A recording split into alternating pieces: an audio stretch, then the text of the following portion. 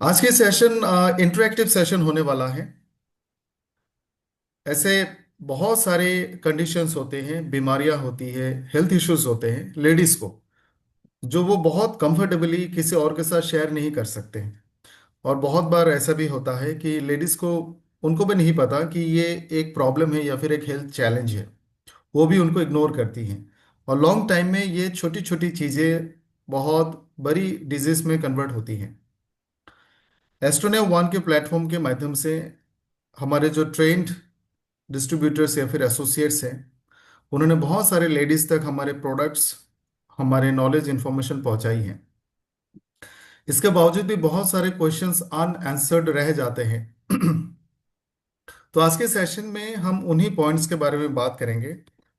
काजल ma'am का मैं welcome करता हूं as a thank you sir. Independent business associate और एज ए रिस्पॉन्सिबल डिस्ट्रीब्यूटर होने के नाते यस सर। ने वन के एक ट्रेन्ड हेल्थ काउंसलर भी हम उनको बोल सकते हैं। On behalf of all the ladies, कुछ सवाल इस प्लेटफॉर्म में आप लेके आएंगी, और जो हम बहुत ही डिसेंट तरीके से सबके वेलफेयर के लिए उसको डिस्कस करेंगे।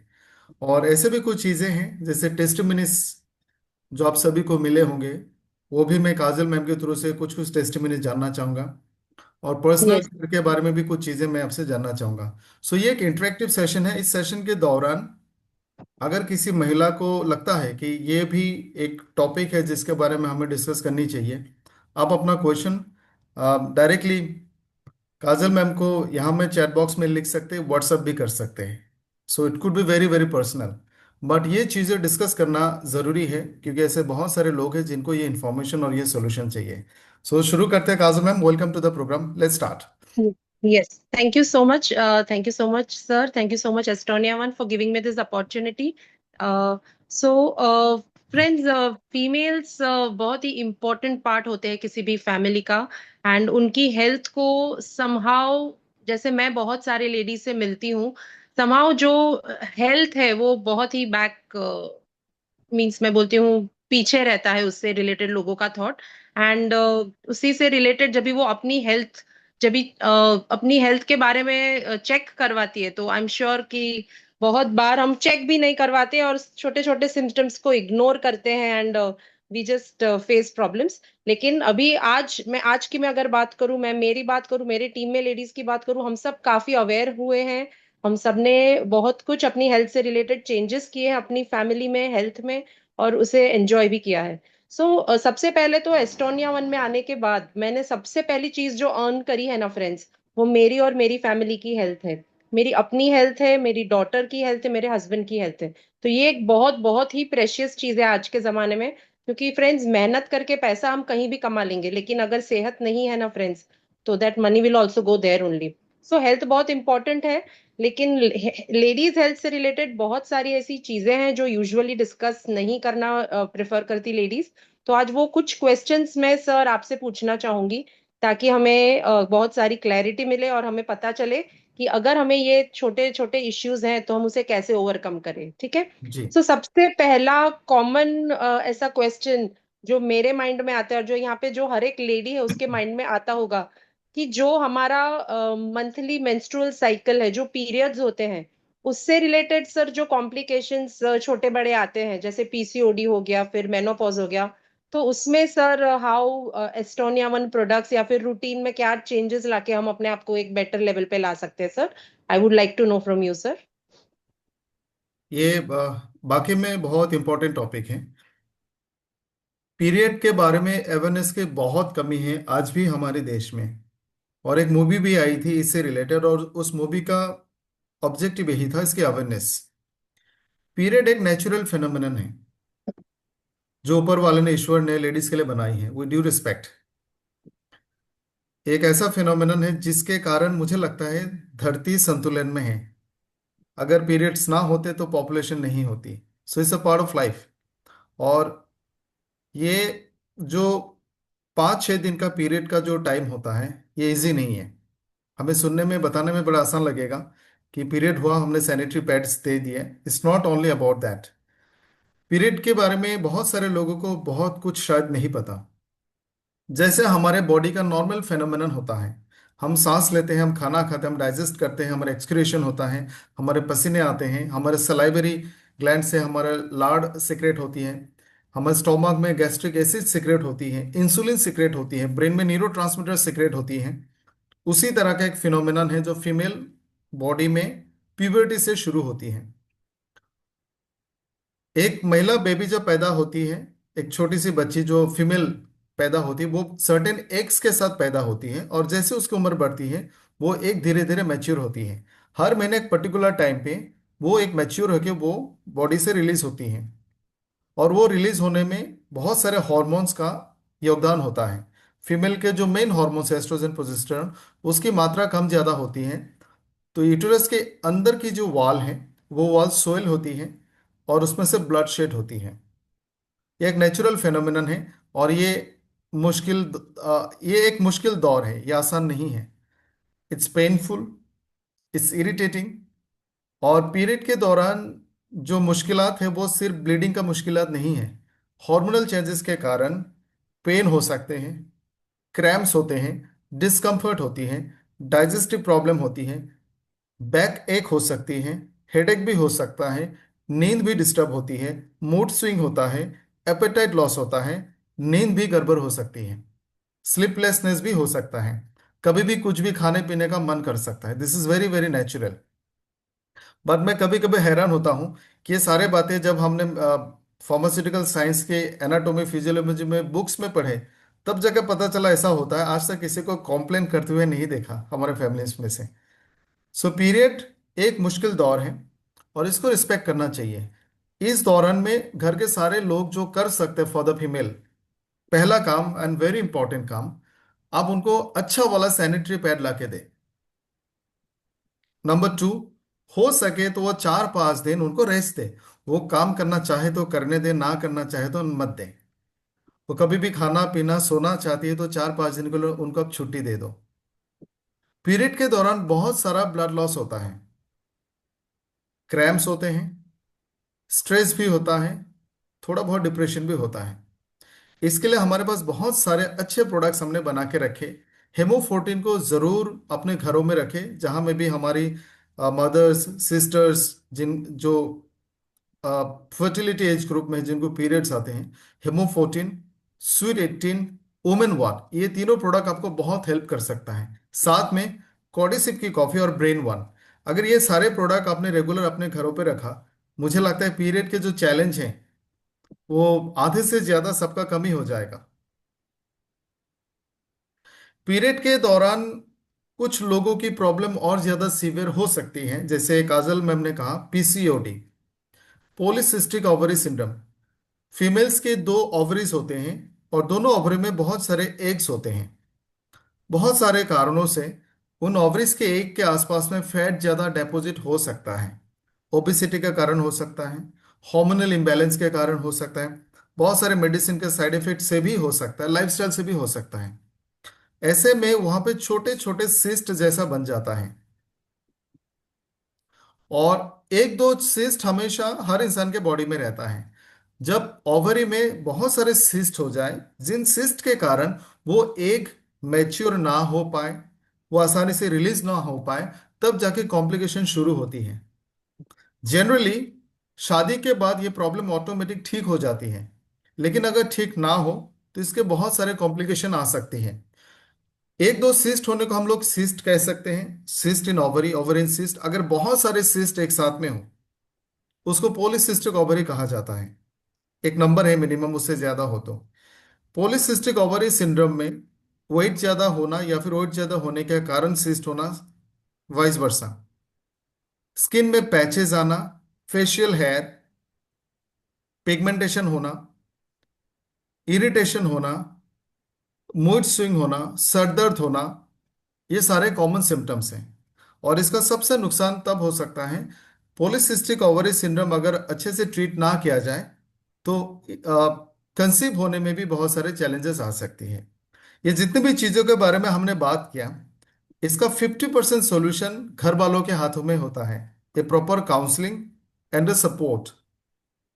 आपको आप शायद आप सभी लोग सुन के हैरान हो जाओगे कि ज्यादातर इंडियन फैमिलीज में लोगों को ये नहीं पता होता, ज्यादातर घरों में, कि बेटी को, बहू को, मदर को, सिस्टर को, वाइफ को पीरियड हो रहा है, उनको तकलीफ हो रही है, या फिर she is going through menopause.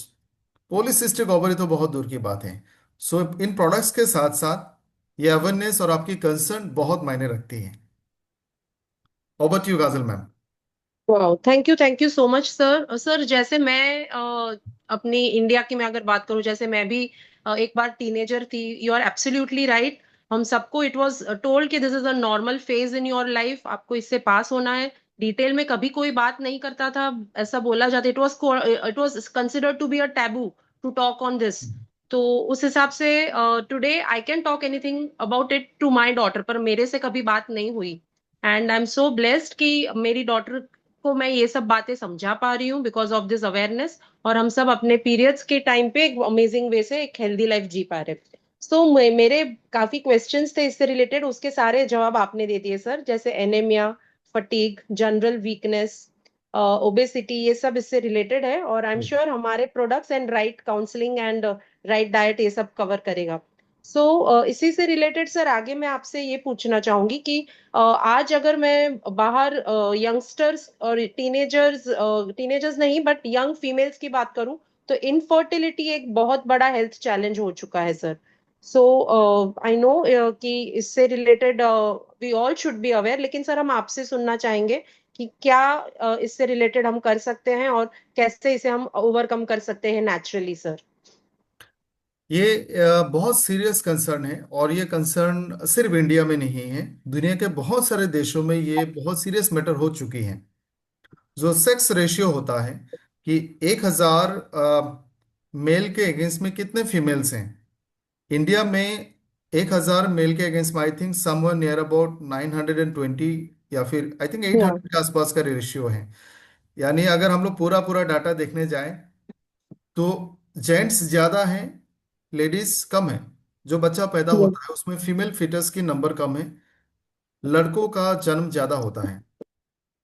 पूरी दुनिया में ऐसे बहुत सारे देश है जहाँ पे मेल की संख्या कंपैरेटिवली बहुत ज्यादा है, फीमेल्स की संख्या कंपैरेटिवली बहुत कम है। और इसका सीधा सीधा कनेक्शन फर्टिलिटी के साथ भी है। फर्टिलिटी इशू पिछले कुछ सालों में हमने बहुत ज्यादा मात्रा में देखा, और ये पता लगाना बड़ा आसान है। अगर आप किसी शहर में रहते हैं, आपको अपने आसपास में आईवीएफ सेंटर्स दिखे होंगे, फर्टिलिटी क्लिनिक, आईवीएफ सेंटर। इसके बड़े बड़े होर्डिंग्स हर शहर में हैं, एयरपोर्ट्स में आपको मिलेंगे। इसके केसेस इतने ज्यादा हैं कि अलग तरह का फर्टिलाइजेशन का प्रोसेस करना पड़ रहा है, नॉर्मल प्रोसेस से फर्टिलाइजेशन नहीं हो रही है। इन विट्रो करना पड़ रहा है, सरोगेसी करना पड़ रहा है, टेस्ट ट्यूब करना पड़ रहा है। इसके बहुत सारे कारण हैं। एक बहुत मामूली सा कारण आपके साथ शेयर करूंगा, शायद आप लोग हैरान हो जाओगे। हमारी जिंदगी की शुरुआत, आई मीन हर दिन की जो शुरुआत है, सुबह से लेकर रात तक, हम प्लास्टिक में कितने बार एक्सपोज होते हैं? ऑलमोस्ट एवरी सिंगल आवर, हर घंटा हम लोग प्लास्टिक में एक्सपोज होते हैं। इस वक्त आप जहां पे बैठे होंगे, आप अपने आसपास नजर उठा के देखो कितने सारे प्लास्टिक होंगे। और ये प्लास्टिक खाने की मतलब सामान कैरी करने में, पानी पीने का बर्तन बन गया है, सामान स्टोर करने का हो गया है। ये प्लास्टिक जिस तरह से हम यूज करते हैं, इसके छोटे छोटे टुकड़े, जिसको हम माइक्रो प्लास्टिक बोलते हैं, ये हमारे शरीर में पाए जाने लगे हैं। और ये माइक्रो प्लास्टिक एस्ट्रोजन प्रोजेस्टेरोन की मात्रा को इंटरफेयर करता है, उसकी प्रोडक्शन, उस हार्मोन्स की उत्पादन में थोड़ा सा इंटरफेयर करके इनफर्टिलिटी की प्रॉब्लम को क्रिएट करती है। हमारा जो फूड हैबिट है, हमारा जो लाइफस्टाइल है, उससे भी होती है। आप देखोगे, एक साधारण सा एग्जांपल है। आज के मुकाबले 20-30 साल पहले की लोगों की लाइफ ज्यादा चैलेंजिंग थी, फैसिलिटीज कम थे, उनके पास वॉशिंग मशीन नहीं थी, सुविधाएं कम थी, उनके पास काम बहुत ज्यादा था, और फैमिली भी बहुत बड़े बड़े थे। फिर भी लोगों को स्ट्रेस और डिप्रेशन नहीं होता था, हैप्पी लाइफ होती थी। आज के टाइम में सब कुछ होने के बावजूद भी लोग स्ट्रेस्ड है। आपका ब्रेन जब नॉर्मल कंडीशन पे नहीं रहता है, थोड़ा सा स्ट्रेस, टेंशन, एंजाइटी, डर, गुस्सा, इस तरह का जब सिचुएशन होता है, बॉडी के सारे फंक्शंस अपने आप को थोड़ा सा कम कर लेता है।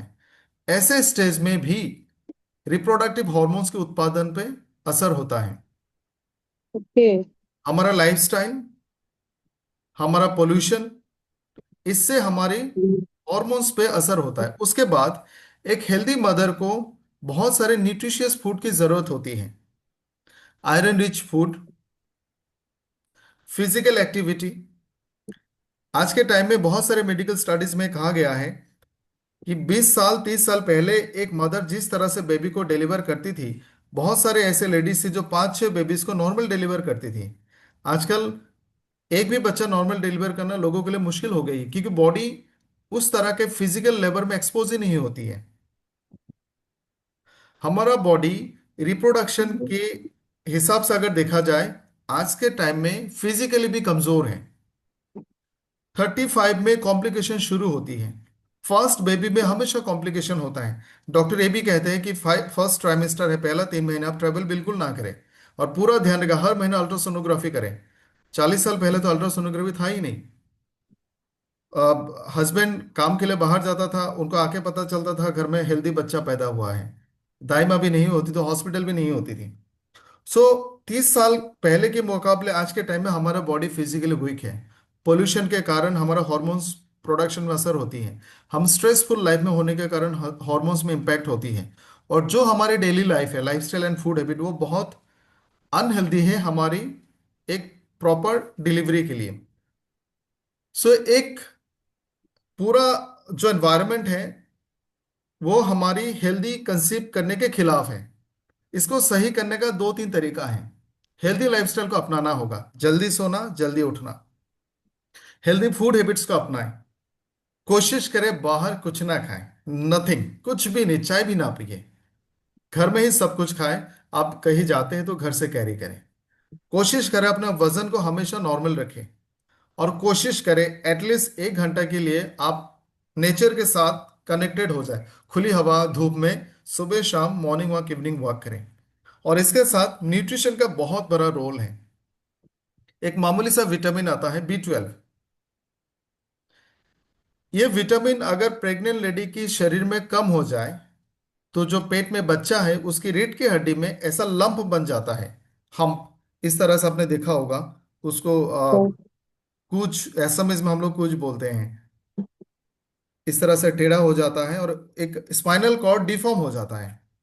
ओ, प्रेगनेंसी के दौरान अगर ओमेगा फैटी एसिड कम हो तो बच्चे का आंखें, उसकी ब्रेन, उसकी स्किन और उसके हार्ट में प्रॉब्लम आ सकती है। सो ओ, छोटा सा मिनरल बहुत मायने रखता है। यही रीजन है कि सरकार ने आशा वर्कर्स को, हाँ किसी ने लिखा है कुबर निकालना, यही रीजन है कि गवर्नमेंट ने आशा वर्कर्स को एम्प्लॉय किया है। वो हर प्रेग्नेंट लेडी के पास जाते हैं आयरन कैल्शियम मल्टीविटामिन लेके। वो असिस्ट करते हैं उस प्रेग्नेंट लेडी को डॉक्टर का चेकअप कराने के लिए। हर ट्राइमेस्टर में 2 टीटेनस टॉक्सिक इंजेक्शन भी लगाती है। और उसको इंसेंटिव भी मिलता है अगर इंस्टीट्यूशनल डिलीवरीज हो, क्योंकि हमारे पास प्रॉपर जानकारी और फैसिलिटीज नहीं है। सो प्रेगनेंसी प्लान करने से पहले से लेकर डिलीवरी तक का प्रिपरेशन अकेला इंसान का नहीं है, उस फैमिली का होना चाहिए। सारे लोगों को कोशिश करना चाहिए कि हमारी आज की जो एनवायरनमेंट है ये बहुत सूटेबल नहीं है, इसलिए सब लोग उस फीमेल की हेल्प करें। Proper nutrition, rest, physical activity, diet, supplement, weight manage करना, सब कुछ अगर प्रॉपर हो। और इसके लिए मेरे सजेशन में 6 महीने पहले से ही कोशिश करें, start with Hemofortin and brain one, ताकि आप रिलैक्स रहें, आपके बॉडी में फॉलिक एसिड की मात्रा बने रहें। बिना फॉलिक एसिड का सेल डिवाइड नहीं होता है। सेल बनने के लिए फॉलिक एसिड चाहिए। Then start with WLB1, women libido booster 1, और एक स्वीट 18। ऐसे में अगर उस महिला का वेट ज्यादा है तो वेट मैनेजमेंट करने के लिए हमारे पास बहुत सारे प्रोडक्ट्स हैं। एक और इंपॉर्टेंट बात, अगर किसी कपल को बच्चा नहीं हो रहा है तो मेरे रिक्वेस्ट है, और मैं साइंटिफिकली बता रहा हूं, इसका जिम्मेदार उस महिला को आप सिर्फ 50% जिम्मेदार ठहरा सकते हैं। डाटा भी यही कहती है। किसी भी इनफर्टिलिटी के केस में husband and wife are found to be equally responsible. दोनों की बॉडी में कुछ ना कुछ चेंजेस होता है, इसीलिए इनफर्टिलिटी होती है। सो दोनों के लिए प्रोडक्ट सजेस्ट करें। ब्रेन वन हस्बैंड को भी दे। हस्बैंड को आप प्रो वाइटलाइजर H12 दे सकते हैं, एक मल्टीविटामिन दे सकते हैं। सो वाइफ को हमने ब्रेन 1, WLB1, हेमो14, ओमेन 1 और वेट मैनेजमेंट के प्रोडक्ट दे सकते हैं। क्रिल या फिर flax will be very very helpful, क्योंकि प्रेगनेंसी के दौरान ओमेगा फैटी एसिड के कारण फीटस की ग्रोथ होगी। प्रेगनेंसी के दौरान सिर्फ कुछ प्रोडक्ट्स ही हम दे सकते हैं, उसमें से है कैल्शियम, प्रोटीन, हेमोफोर्टीन, इतना प्रोडक्ट काफी है, और क्रिल दे सकते हैं। सो दिस इज रफली all about infertility and the remedy. Thank you so much sir, बहुत प्रेशियस था, मुझे भी ये नहीं मालूम था कि ये B12 की कमी की वजह से the child can be affected so badly. So always कुछ प्रेशियस मिलता है आपसे। तो सर जैसे आपने बताया, stress stress is the major factor again, not only in infertility, overall women health. तो सर जब भी विमेन एक स्ट्रेसफुल लाइफ जीती हैं, तो इसके लॉन्ग टर्म इफेक्ट्स क्या हो सकते हैं उनकी लाइफ पे सर? इसके लिए समाज में और इस मीटिंग में हम जितने जेंट्स हैं, हमें ये इल्जाम अपने ऊपर लेना पड़ेगा कि अगर घर की महिला को स्ट्रेस है, कहीं ना कहीं हम जिम्मेदार हैं, टू बी ऑनेस्ट। देखिए, आज के टाइम में जो लेडीज हैं वो उतनी पावरफुल, पावरफुल का मतलब फिजिकली उतनी स्ट्रांग नहीं है जितना 30-40 साल पहले होती थी। रीजन बीइंग, उस वक्त का चावल और दाल में भी उतना विटामिन होता था जितना आज आपको साग सब्जी कुल मिला के में नहीं मिलेगा।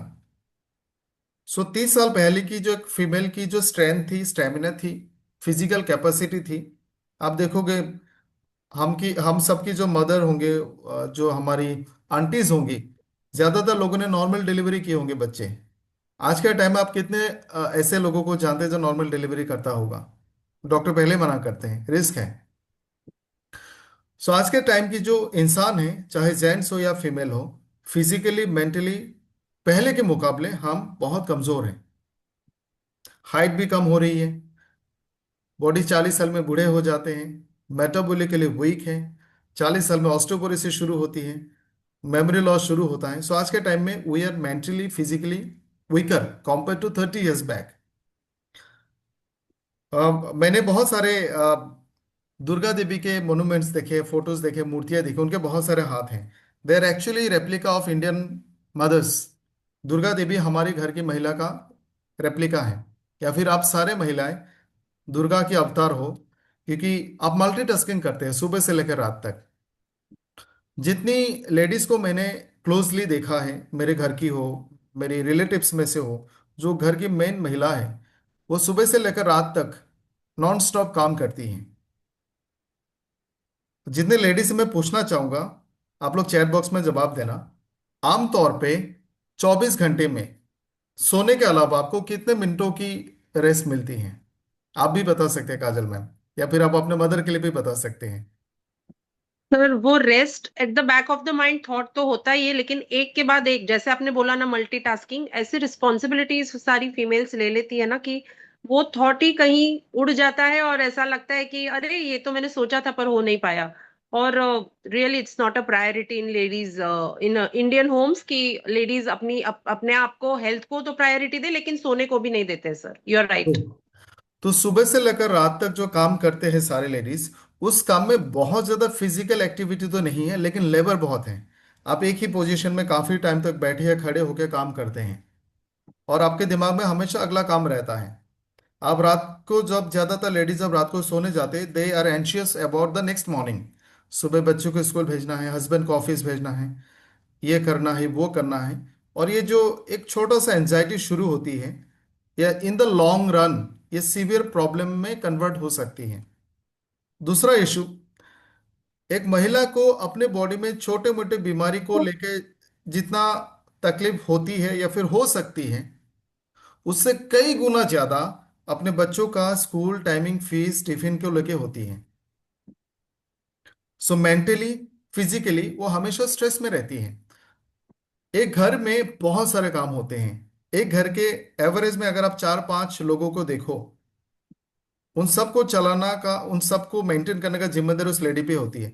मुझे लगता है अगर दुनिया की सारी लेडीज, इंडिया की सारी लेडीज अगर एक हफ्ते के लिए छुट्टी ले ले, इंडिया तबाह हो जाएगी। आई am sure right India sir, तो बर्बाद हो जाएगी। Absolutely absolutely sir. बहुत ही वैल्यू है इस बात की सर।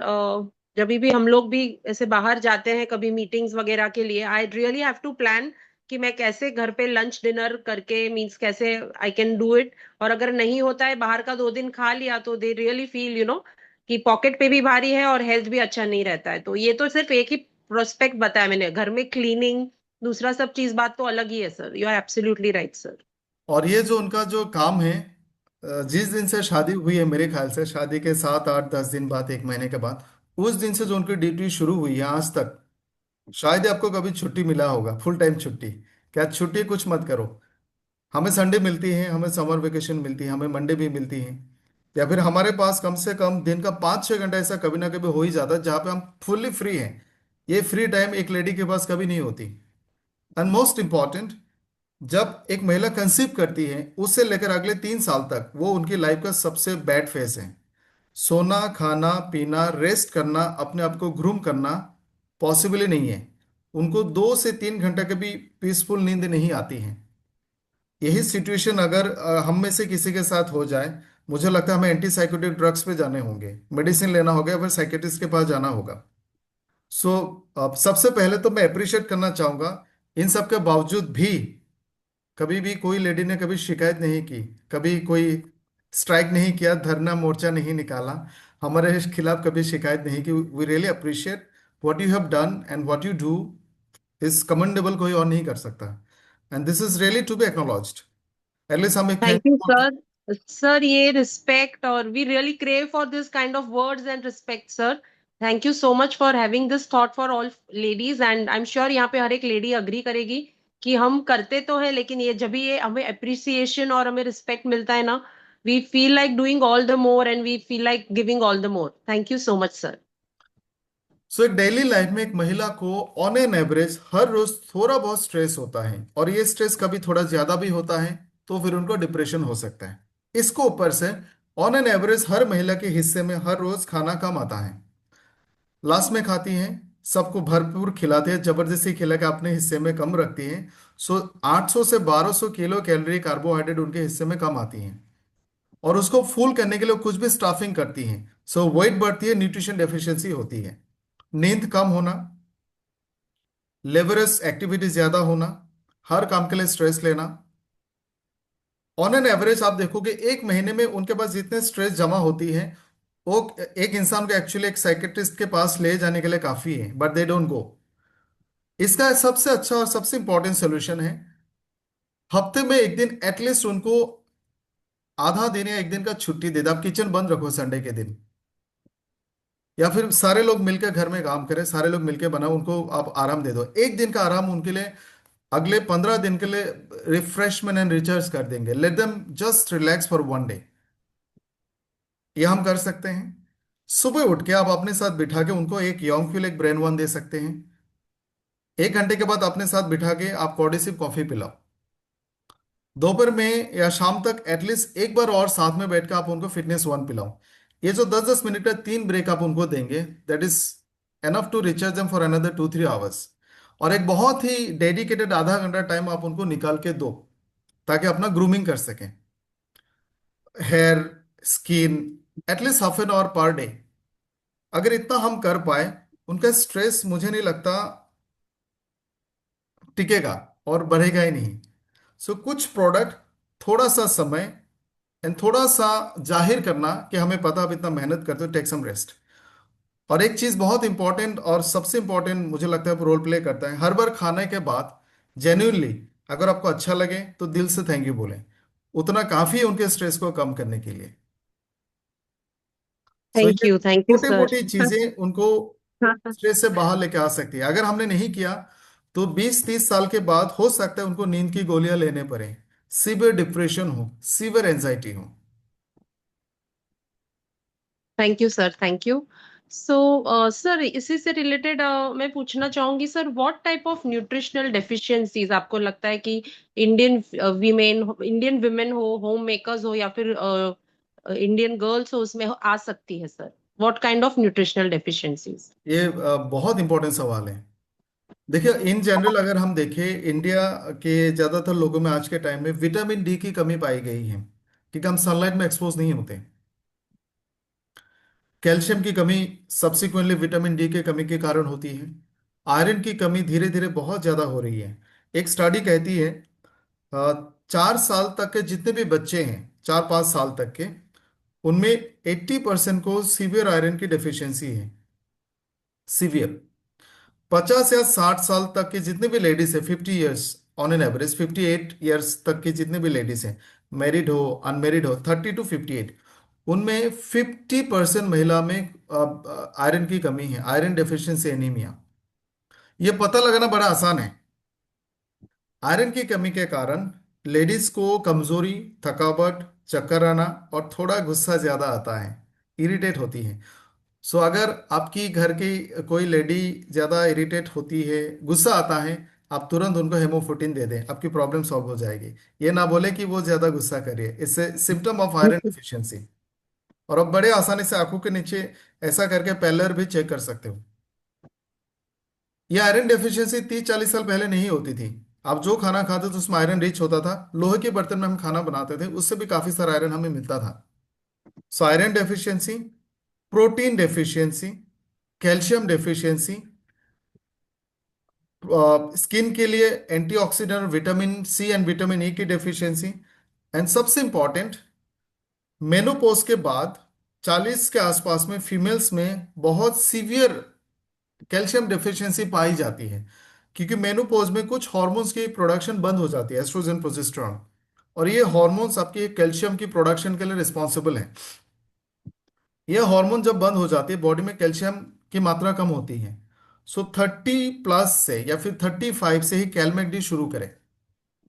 35 से ही ऑर्थो 1 शुरू करें। सो इंडियन फीमेल्स में कार्बोहाइड्रेट की एवरेज से एक डेफिशिएंसी होती है, लेकिन स्टाफिंग कर लेते हैं कुछ भी। प्रोटीन की सीवियर डेफिशिएंसी है। बहुत सारे विटामिन, खास करके vitamin B complex, iron, vitamin D, कुछ मिनरल जैसे कैल्शियम, विटामिन B12। आजकल बहुत सारे फीमेल्स में पोटेशियम की डेफिशिएंसी भी मिलती है, जिससे बैक पेन और मस्कुलर मसल स्पाज्म भी होती हैं। सो इस तरह का बहुत सारे इंपॉर्टेंट और वेरी कॉमन मिनरल्स की डेफिशिएंसी होती है। इसका सबसे अच्छा सॉल्यूशन है कि आप खाने पीने में हमेशा कोशिश करें fresh fruits and fresh vegetable सब रखें।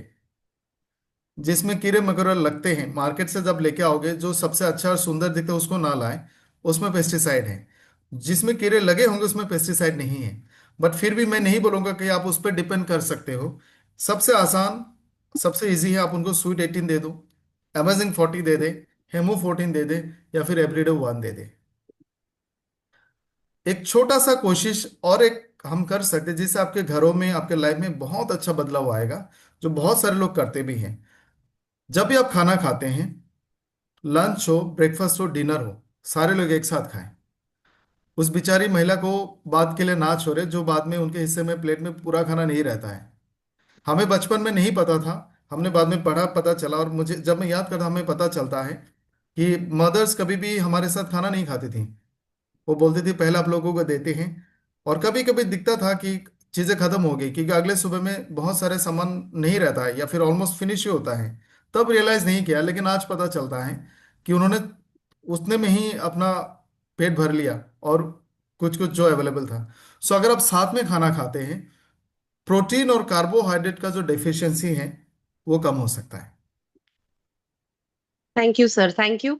सो सर, आई थिंक मुझे मेरे सारे सवालों का जवाब मिला है। यहाँ पे सर, जैसे चैट में आपने बोला था, तो एक पर्सन का क्वेश्चन है कि अगर किसी को ब्रेस्ट कैंसर डिटेक्ट हुआ है, तो how can we manage it? तो आप उससे रिलेटेड क्लैरिटी दीजिए ना सर। ये अच्छा सवाल है, और हर किसी को जानना चाहिए कि इंडिया में फीमेल्स में सबसे ज्यादा ब्रेस्ट कैंसर होती है। If I am not wrong, almost near about 15 lakhs of new breast cancer cases हर साल डिटेक्ट होती है, 15 lakhs। और इसमें मोर्टेलिटी भी बहुत ज्यादा है, अनफॉर्चुनेटली लेट डिटेक्ट होती है।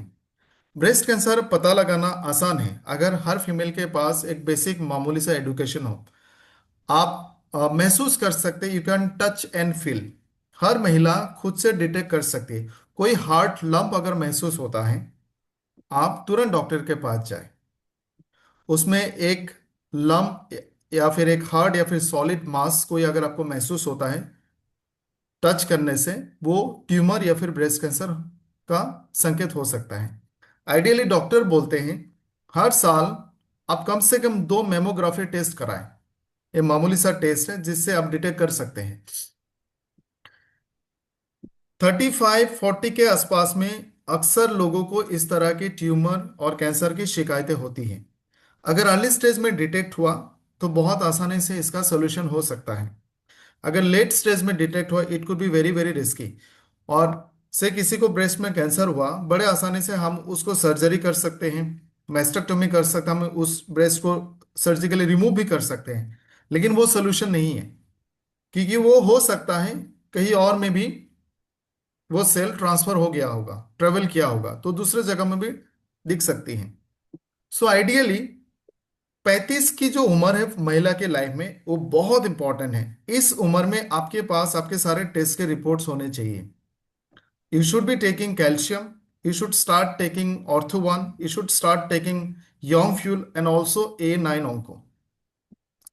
सो बेस्ट सोल्यूशन है 35 से आप A9 Onco लेना शुरू करें।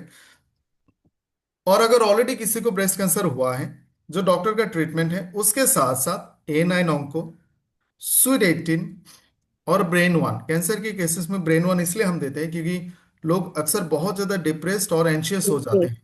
ऐसे में आपका बॉडी का इम्यून रिस्पॉन्स कमजोर हो सकता है।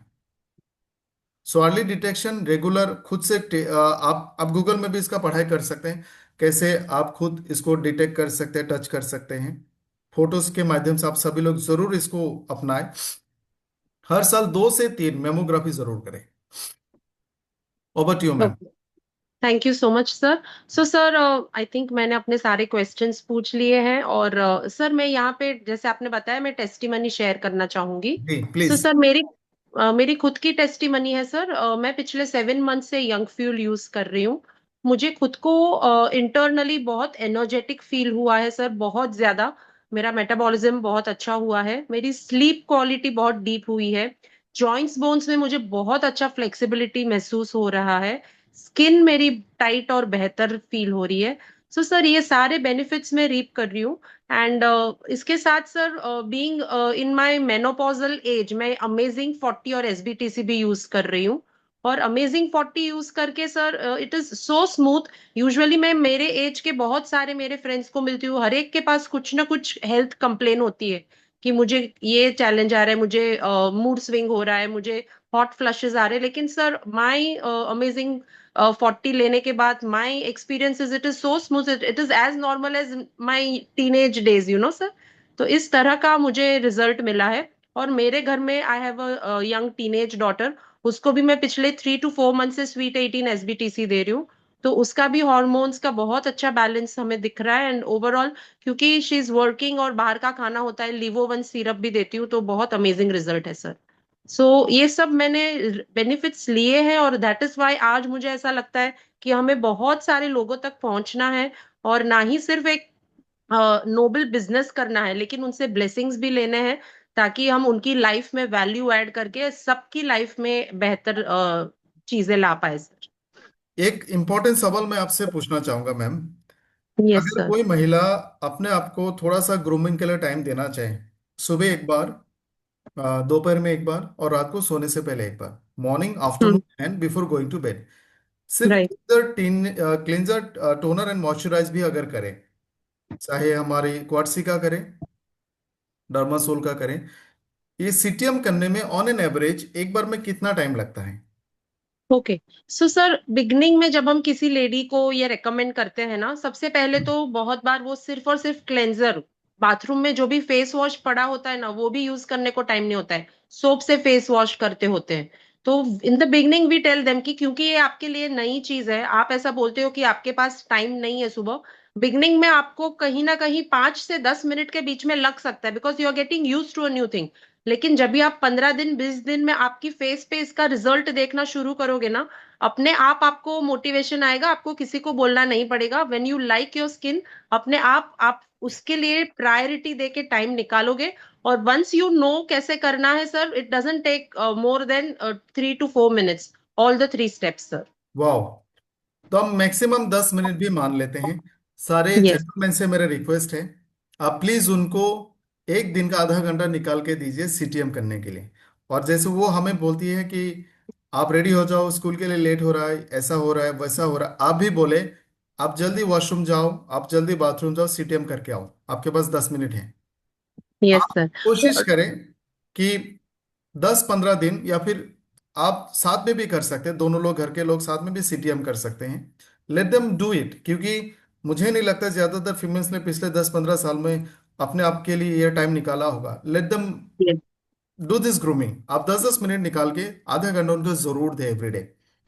सो पहला काम जो हमें कल करना है, आप उनके लिए आपके पसंद से एक क्लींजर, एक टोनर, एक मॉइस्चराइजर लेके आए। आप क्वार्ट्सी का ला सकते हो, डर्मासोल का भी ला सकते हैं, सिंपलिसिम भी ला सकते हैं। और 6 महीने में इस सीटीएम से उनकी स्किन में, उनके लाइफ में बहुत बड़ा बदलाव आ सकता है। और जैसे काजल मैम ने कहा, young fuel, cordyceps coffee, fitness one साथ साथ पिया करें। सो लाइफ में बहुत हैप्पीनेस, और घर में एक अच्छा माहौल दोबारा से शुरू हो सकता है। तो एक और सर आप सवाल। जी मैम। सर आप जैसे ग्रूमिंग की बात कर रहे हैं फ्रेंड्स, ग्रूमिंग हमें किसी और के लिए अच्छा दिखने के लिए नहीं करना है फ्रेंड्स। हमें इसलिए करना है ताकि हम खुद कॉन्फिडेंट फील करें, हम खुद अच्छा फील करें। और ये यूनिवर्सल लॉ ऑफ अट्रैक्शन है कि जब आप अच्छा फील करते हो आप अच्छा और अट्रैक्ट करते हो। तो it is always about yourself, it is not about to look good in front of others या लुक बेटर देन अदर्स। सो ये बात जब भी मैं फीमेल्स को समझा सकती हूँ कि आपको कॉन्फिडेंस के लिए। और आज तो जैसे सोशल मीडिया का जमाना है, जब आप इतने कॉन्फिड आपका जो कॉन्फिडेंस जब भी हाई होता है ना, तो लोग आपको सीरियसली सुनते भी है। तो बहुत इंपॉर्टेंट है कि हम ग्रूमिंग को भी अपनी लाइफ का हिस्सा बनाएं। Thank you sir. Thank you ma'am. एक और चीज जो 40 के आसपास के फीमेल्स के लिए बहुत जरूरी है, 40 तक स्किन में थोड़ा बहुत wrinkles, pigmentation, skin loosening, ageing का असर दिखना शुरू होता है। स्किन थोड़ा बहुत डैमेज होना भी शुरू होता है। सो हमारे पास जितने भी प्रोडक्ट्स हैं, इस एज के पॉपुलेशन में, लेडीज में कौन सा प्रोडक्ट सबसे ज्यादा अच्छा रिजल्ट होते हुए आप लोगों ने देखा है? यस। सो सर जैसे आपने बताया क्वाडसी का जो सीटीएम रेंज है, और 90% स्किन डैमेज का रीजन होता है सन रेज। तो हमें हमारी सनस्क्रीन को भूलना नहीं है, चाहे हम घर से बाहर भी ना निकले। सनरेज जो है वो घर में भी पेनिट्रेट होते हैं। और सेकेंडली हम लेडीज जब भी कुकिंग स्टव गैस के सामने काम करते हैं ना, तो उससे भी हमारी स्किन डैमेज होती है। सो जब भी हमारा सीटीएम हो जाए हमें उसके ऊपर सनस्क्रीन यूज करना ही है, मैंडेटरी। हम घर से बाहर निकले या ना निकले, तो ये हमने अपनी स्किन को प्रोटेक्ट कर लिया।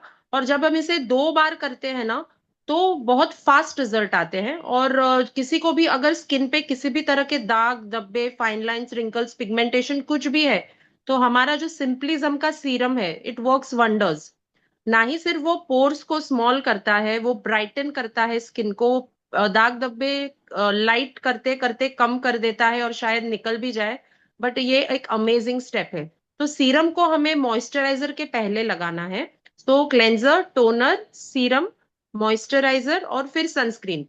सो ये पूरा जो हम सुबह शाम शाम को सिर्फ हमें सनस्क्रीन को अवॉइड करना है। तो जब हम ये चीज दोनों टाइम करते हैं तो हम जो है we get the desired beautiful skin tone. Okay. एक और सवाल। ये हमारे घर में जो एडल्ट लेडीज हैं उनके लिए मैं पूछना चाहूंगा। जैसे मैंने कहा कि 35 के बाद से लेकर जॉइंट्स की सीवियर प्रॉब्लम शुरू होती है, और सारे एडल्ट कैटेगरी के जो लोग हैं उनको हमें ऑर्थोवन देना शुरू करना चाहिए। सो 60 साल की या फिर 70 साल की जो दादियाँ होती है हमारे घरों में, उनके स्किन केयर के बारे में कोई नहीं सोचता। Nobody is worried about them. कोई कुछ भी लाके नहीं देते। उनके लिए हम क्या रेकमेंड कर सकते हैं एज पर योर एक्सपीरियंस? ये sir again sir same range, क्योंकि क्वाडसी रेंज जो है ना सर उसमें 4 तरह के विटामिन सी है जो आज हमारी स्किन की नीड है। तो वो तो हम मिस कर ही नहीं सकते हैं। तो वो तो रेंज हमें देनी ही है। और सिंपलिज्म सीरम मस्ट है फॉर सीनियर लेडीज, बिकॉज तभी स्किन लूज होना शुरू हो चुकी है। शायद थोड़ा थोड़ा पिगमेंटेशन का दाग भी आना शुरू हो चुका है। और सनस्क्रीन की तो मैं बात, I have such pictures of ladies कि पूरे फेस पे उन्होंने 40 साल तक सनस्क्रीन लगाया लेकिन they did not apply it on their neck. तो तुरंत ही वो जो डिफरेंस है ना, पूरा इधर सैगिंग और स्किन लूज है, और this face is very young. तो हम्म। ये हमारे पास बहुत बड़ा प्रूफ है कि जो सनस्क्रीन है वो मेजर रोल प्ले करता है। और हमारा जो सनस्क्रीन है वो ना ही सिर्फ SPF 50 है, उसमें हमने आंवला डाला है, उसमें हमने सी मिनरल्स डाले हैं, हाइलुरोनिक एसिड है। ये जो कॉम्बिनेशन है, प्लस ये सारे हमारे प्रोडक्ट्स वीगन है, पैराबेन और सल्फेट फ्री है। ऐसा नेचुरल प्रोडक्ट अगर है तो हमें बिल्कुल ही डरे बगैर, केमिकल लोड के बगैर हमें रेगुलरली ये प्रोडक्ट यूज करना है। ट्रू। तो thank you so much everyone.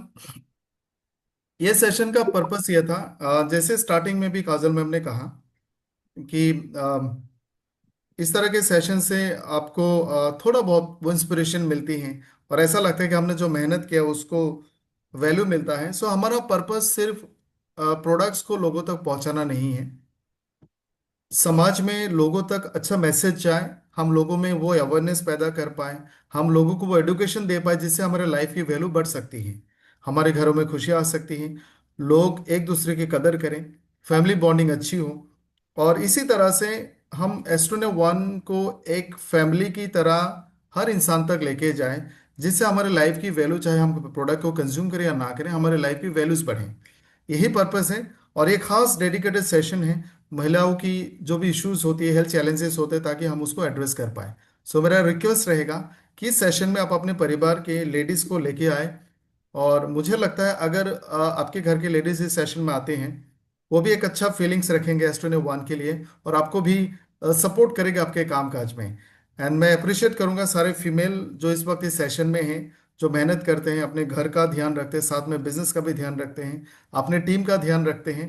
सो बाकी में जो मैंने कहा स्टार्टिंग में, multitasking Durga Devi, you actually mean, you are that, you represent that idol. Thank you Kajal ma'am for hosting this thank program. You. Thank you everyone. Thank you. Thank you so much, sir. Thank you, Estonia One. We are blessed to have be in such an association. Thank you so much, sir, for everything. Thank you everyone and good night.